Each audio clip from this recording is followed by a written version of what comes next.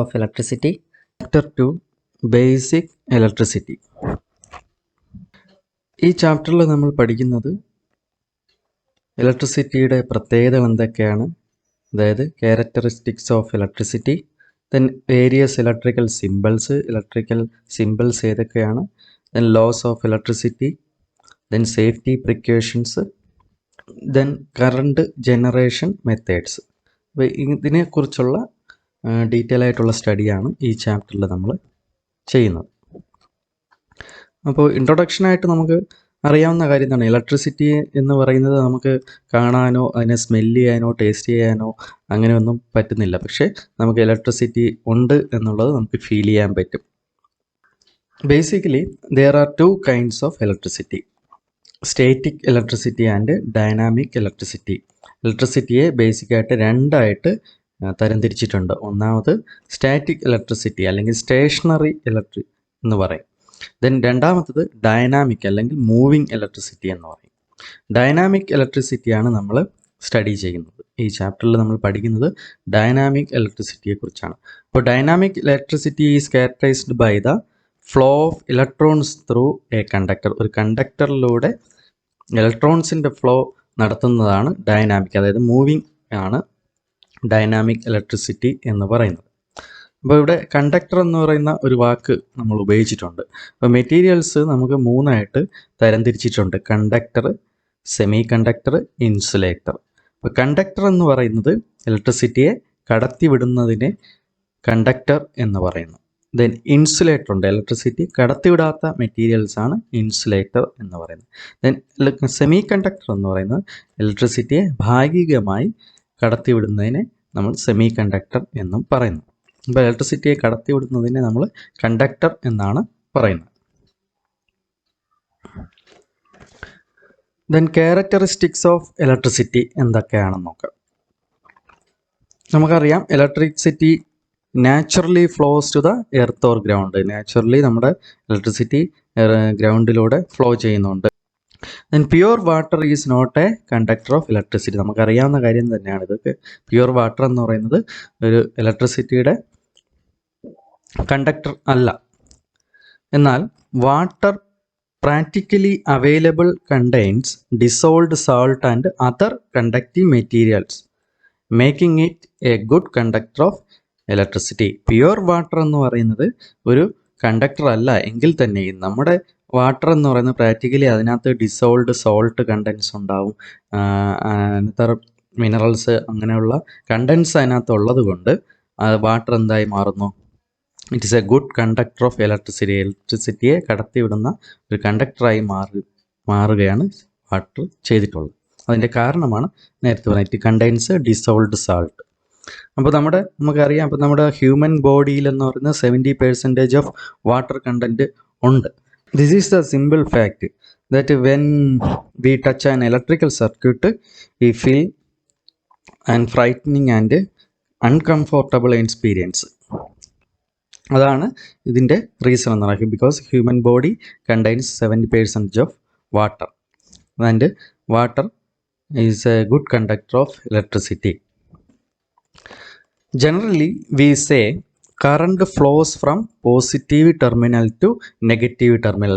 സാധാരണ നമുക്കറിയാം current flow ചെയ്യുന്നത് പോസിറ്റീവ് ടെർമിനലിൽ നിന്ന് നെഗറ്റീവ് ടെർമിനലിലോട്ടാണ് കറണ്ട് ഫ്ലോ ചെയ്യുന്നത്.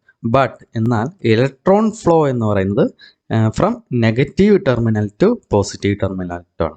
അപ്പോൾ ഇലക്ട്രോൺ ഫ്ലോ എന്ന് പറയുന്നത് നെഗറ്റീവ് ടെർമിനലിൽ നിന്ന് പോസിറ്റീവ് ടെർമിനലിലോട്ടാണെന്നുള്ളത് ശ്രദ്ധിക്കുക. എന്നാൽ കറണ്ട് ഫ്ലോ എന്ന് പറയുന്നത് പോസിറ്റീവിൽ നിന്ന് നെഗറ്റീവിലോട്ടും ആയിരിക്കും. അപ്പോൾ നമ്മൾ നേരത്തെ തന്നെ പറഞ്ഞു കഴിഞ്ഞു, ഈ ഇലക്ട്രോണിൻ്റെ ഫ്ലോയെയാണ് നമ്മൾ ഇലക്ട്രിസിറ്റി അല്ലെങ്കിൽ കറണ്ട് എന്ന് പറയുന്നത്. അപ്പോൾ ഇലക്ട്രോൺ ഫ്ലോയാണ് കറണ്ട് എന്ന് പറയുമ്പോൾ തന്നെ നമുക്ക് കുറച്ച് ബേസിക് ആയിട്ടുള്ള കാര്യങ്ങൾ നമ്മൾ പഠിക്കേണ്ടതുണ്ട്. എന്താണ് ഇലക്ട്രോൺസ്, എന്താണ് പ്രോട്ടോൺസ്, ആറ്റംസ് എന്താണ്, ന്യൂക്ലിയസ് എന്താണ്. ഇത് നേരത്തെ നമ്മൾ ചെറിയ ക്ലാസ്സുകളിൽ പഠിച്ച കാര്യം തന്നെ വീണ്ടും ഒന്നും കൂടി നമുക്ക് ഒന്ന് പഠിക്കാം.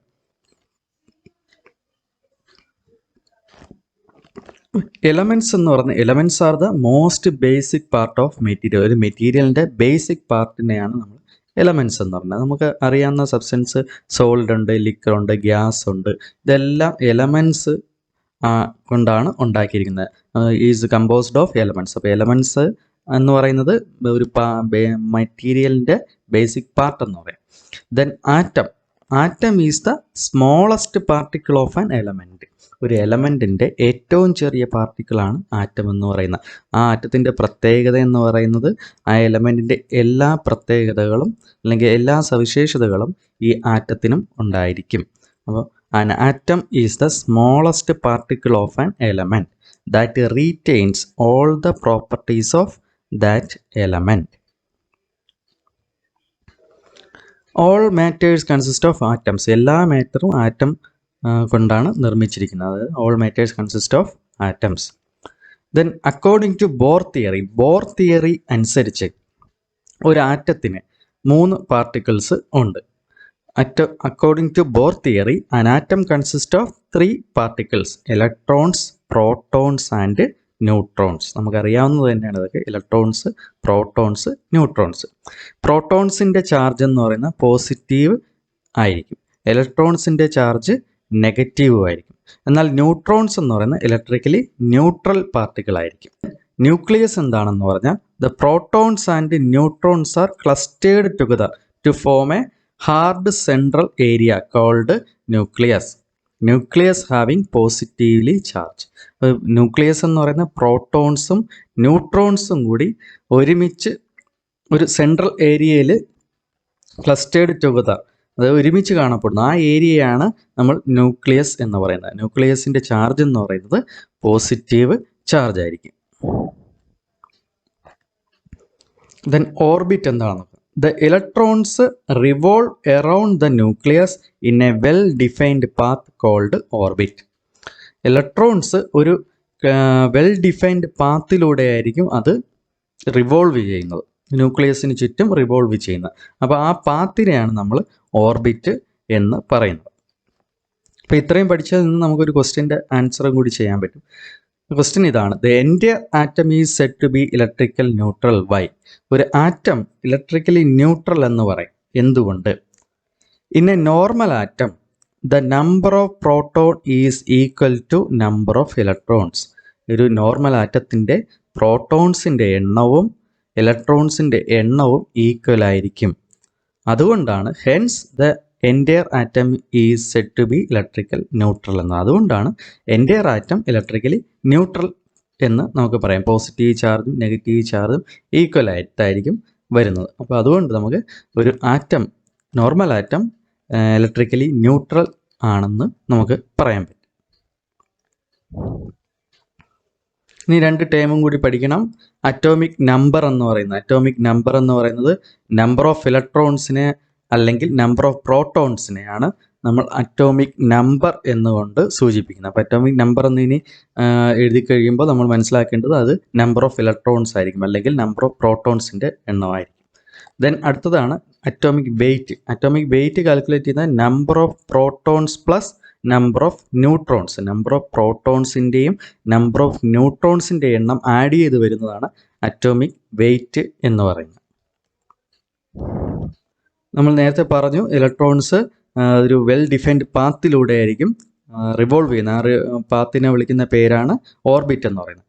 അപ്പോൾ the electrons revolve around the ന്യൂക്ലിയസിന് ചുറ്റായിരിക്കും ഇലക്ട്രോൺസ് റിവോൾവ് ചെയ്യുന്നത്. ഇൻ ഡിഫറൻറ്റ് പല എനർജി ലെവൽസിലായിട്ടായിരിക്കും അതിൽ ഇലക്ട്രോൺസ് റിവോൾവ് ചെയ്യുന്നത്. ആ എനർജി ലെവൽസിന് നമ്മൾ ഷെൽസ് എന്ന് പറയാം. ആ ഷെൽസിന് പേര് നൽകിയിട്ടുണ്ട്. KLMN അങ്ങനെ നെയിമും ചെയ്തിട്ടുണ്ട് ഇലക്ട്രോൺസിൻ്റെ ആ ഷെൽസിന്.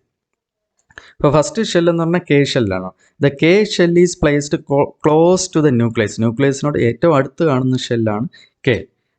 അതിൻ്റെ തൊട്ടടുത്ത് L. അപ്പോൾ അങ്ങനെയാണ് അത് നമ്മൾ വരയ്ക്കുമ്പോൾ കാണിക്കുന്നത്.